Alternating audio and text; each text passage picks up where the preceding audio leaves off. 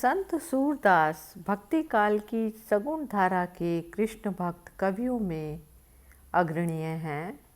ये हिंदी साहित्यकारों के सूर्य कहे जाते हैं।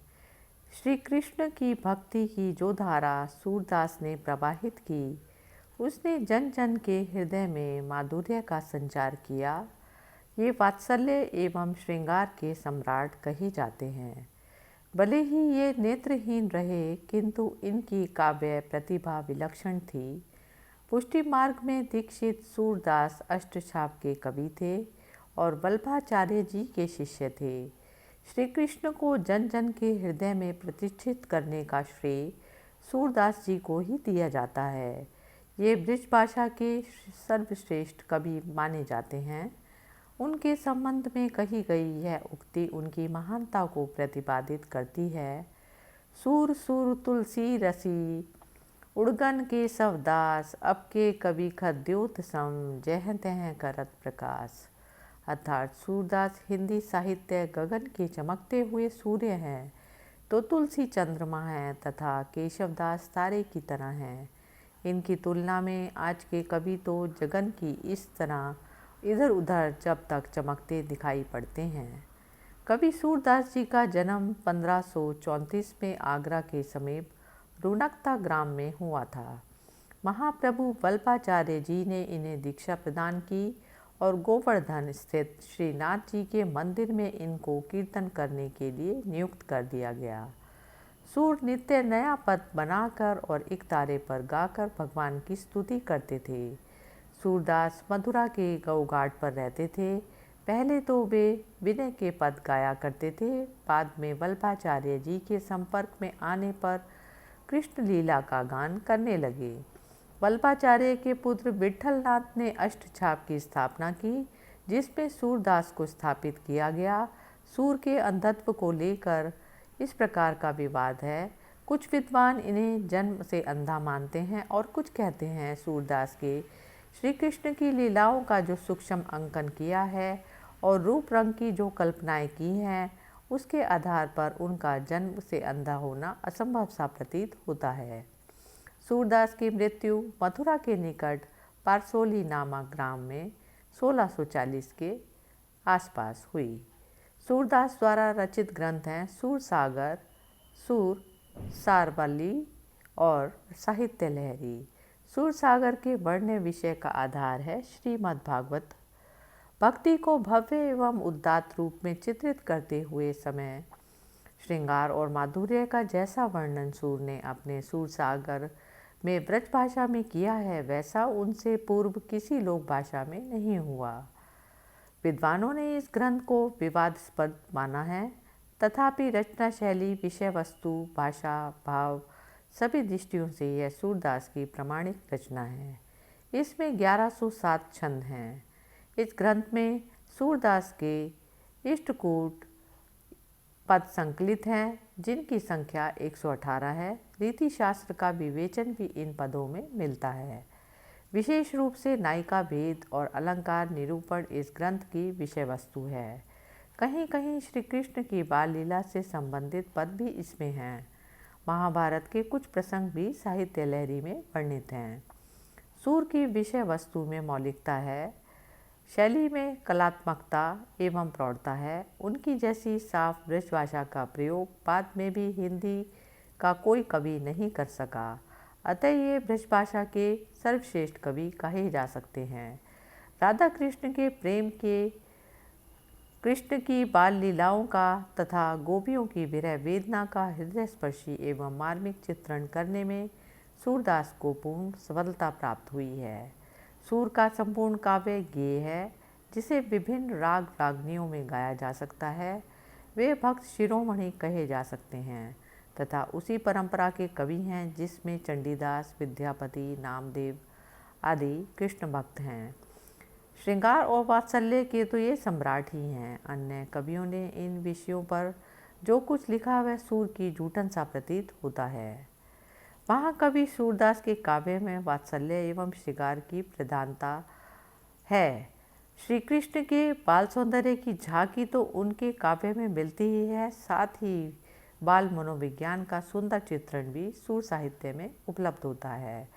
बालक की चेष्टाएं, माता का आशंकित हृदय, पुत्र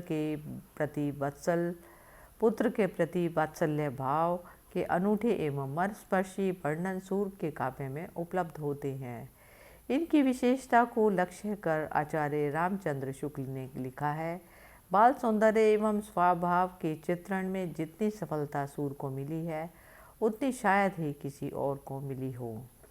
बालक कृष्ण अत्यंत सुंदर हैं।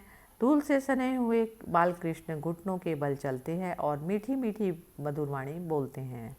इस पर यशोदा माँ उनकी छवि पर न्योछावर हो रही है। हो बलि जाऊं छबीले लाल की धूसर धूरी, गुटुरु वन रेगनी बोलन वचन रसाल की। श्री कृष्ण बड़े हो गए, अब वे होड़ करने लगे कि मेरी चोटी बलदाऊ से बड़ी हो जाए। माता यशोदा उन्हें दूध पीने के लिए कहती है कि इससे तुम्हारी चोटी बड़ी हो जाएगी। श्री कृष्ण उनकी बात मान लेते हैं और चोटी पकड़कर दूध पीने लगते हैं, पर चोटी तो ज्यों की त्यों ही है। वे कहते हैं, मैया कब ही बढ़ेगी चोटी, कितनी बार मोहि दूध पीबद, भई ये अजहूँ यह छोटी। श्री कृष्ण को बच्चे चिढ़ाते हैं, विशेषकर बलदाऊ जी कहते हैं, यशोदा का पुत्र नहीं है, तुझे मोल लिया है।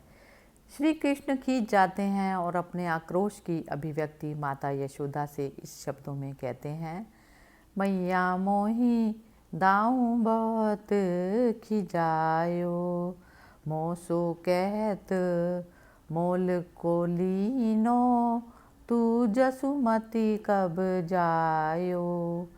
मैया मोहि दाऊ बहुत खिजायो।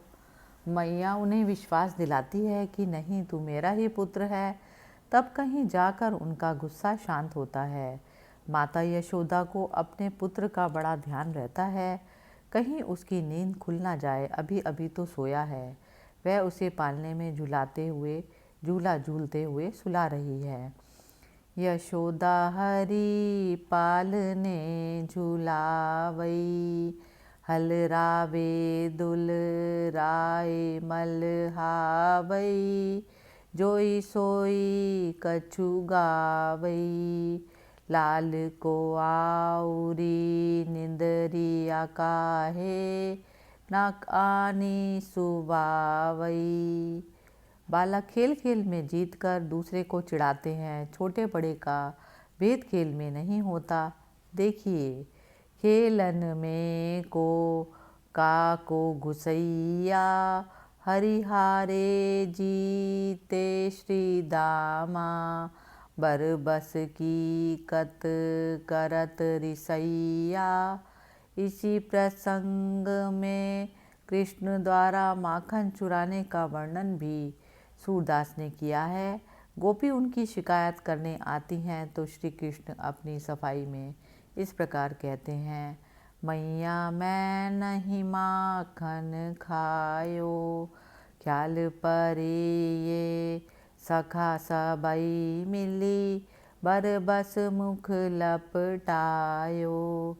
मैं बालक बैयन को छोटो, छीको के विधि पायो। मैया मैं नहीं माखन खायो। बच्चों की जिद बेतुकी होती है। श्री कृष्ण ने हठ पकड़ लिया कि मैं तो चंद खिलौना लूँगा। अब मैया यशोदा क्या करे, जैसे तैसे उन्हें बहलाती है, पर बात नहीं बन पाती। सूरदास जी ने कृष्ण की हठ का वर्णन इस प्रकार पंक्तियों में किया है, मैया मैं तो चंद खिलौना लइयो, जइयो लोटी अबई धरनी, पै तेरी गोद ना आयो। कृष्ण के मथुरा चले जाने पर माता का हृदय वात्सल्य से ओतप्रोत होकर विकल होने लगता है। वे देवकी के पास संदेश भेजती हैं, संदेशो देव की सो कहियो, हो तो धाय तिहारो, सुत की कृपा करती रहियो, इस विवेचन से स्पष्ट है कि सूर वात्सल्य रस के सम्राट हैं। उन्होंने केवल बाल लीला का ही चित्रण नहीं किया, बल्कि बालकों की मानसिक प्रवृत्ति का भी हृदयग्राही आकर्षक वर्णन किया है। उनकी चेष्टाओं एवं प्रवृत्तियों की अभिव्यक्ति बाल मनोविज्ञान के परिप्रेक्ष्य में सूर ने की है और इसमें उन्हें पूरी सफलता भी मिली है। सूरदास के भक्ति काल के श्रेष्ठ कवियों में गिने जाते हैं। ये सगुण भक्ति के कृष्णधारा भक्ति के कवि हैं। उनकी भक्ति पुष्टि मार्ग भक्ति है, जिसमें भगवान के पोषण या अनुग्रह पर विशेष बल दिया जाता है। पोषणम तद अनुग्रह अर्थात ईश्वर की कृपा ही पुष्टि है। सूरदास पुष्टि मार्ग में दीक्षित थे और वल्लभाचार्य के शिष्य थे। इनकी गणना अष्टछाप के कवियों में की जाती है।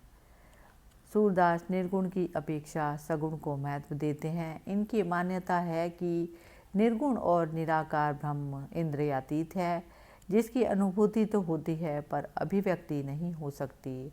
अतः वे उसे मन वाणी के लिए अगम अगोचर मानकर सगुण ईश्वर के लीला का पदों का गुणगान करते हैं।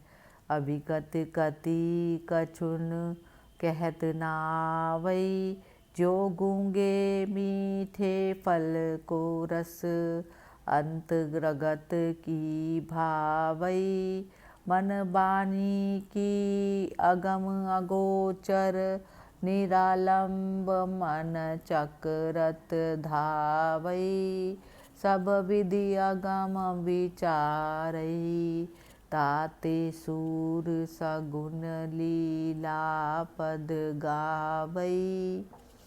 सूरदास के पदों में विनय के पद अत्यंत महत्वपूर्ण हैं, जिनमें कवि ने प्रभु की शरण में जाकर अपने उद्धार की प्रार्थना की है। अब मैं राखी लेहु भगवान, हो अनाथ बैठो द्रुम डरिया, पारिधि साधे बान। संसार रूपी वृक्ष की शाखा पर जीवात्मा रूपी पक्षी बैठा है। नीचे शिकारी वाण का संधान कर रहा है और ऊपर बाज मंडरा रहा है। माया और काल के चक्र में बंधा जीवात्मा पक्षी की भांति फड़फड़ा रहा है। प्रभु की कृपा से ही इन दोनों के डर से वह मुक्त हो सकता है। सूरदास की भक्ति भावना दास्य भाव की ना होकर सखा भाव की है। वे कृष्ण के सखा बनकर उन्हें उपालंब भी देते हैं, उनसे तर्क वितर्क भी करते हैं और लड़ने झगड़ने को भी तत्पर रहते हैं। आजू ही एक एक करी टरियो, कह तुम्ही के हमें मादो, अपने भरोसे लरियो। सूरदास की भक्ति भावना में आत्मनिवेदन की प्रवृत्ति भी है। वे स्वयं को पापियों का सम्राट तक कहने में संकोच नहीं करते। स्वयं को महापतित निरूपित करते हुए कहते हैं, प्रभु हो सब पति तन कौटी को। सूर की भक्ति भावना अनन्य है। वे कृष्ण के प्रति पूर्णतः समर्पित भक्त हैं। उन्हें कृष्ण के अतिरिक्त कोई और आश्रय दिखाई नहीं पड़ता। वे कहते हैं, मेरो मन अनंत कहाँ सुख पाव्यों, जैसे उड़ी जहाज को पंछी, फिर जहाज पे आव्यो। जहाज के पक्षी को कहीं कोई अवलंब नहीं होता। उड़कर जाए भी तो कहाँ जाए, अंततः उसी जहाज पर लौट आता है। भटकते हुए मन को श्री कृष्ण की भक्ति का यह जहाज संसार से पार ले जा सकता है। सूरदास उच्च कोटि के भक्त थे। वे श्री कृष्ण के प्रति पूर्णतः समर्पित थे। उन्हीं को अपना आराध्य मानते थे। उनकी भक्ति भावना पुष्टि मार्ग सखा भाव की थी। वे हिंदू भक्त कवियों में उच्च स्थान के कवि थे। हरि ओम तत्सत।